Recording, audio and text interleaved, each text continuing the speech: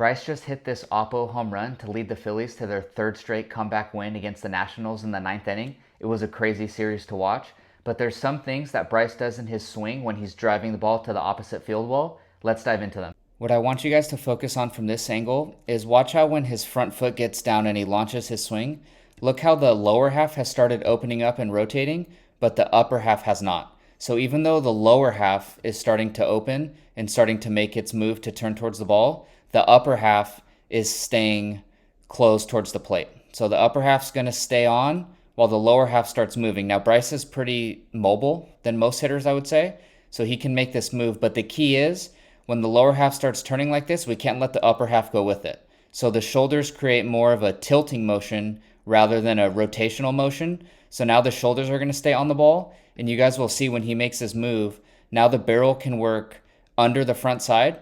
So he's going to work underneath, barrel starts turning behind the ball, and then now he's going to be able to stay through the ball and drive that ball well to the opposite field. And I really like this frame here. You can see he has really good extension with his arms. He's keeping good space between his arms and his body. And then you'll see the barrel is working through the ball very well to where it looks like the bat's going to point towards the ball after he gets through contact instead of pulling off to the pull side too fast. This is a great angle here to reinforce what we just talked about. Watch how the upper half is going to work back while the lower half turns forward towards the ball. So you're going to see lower half starts turning towards the ball while the upper half works back.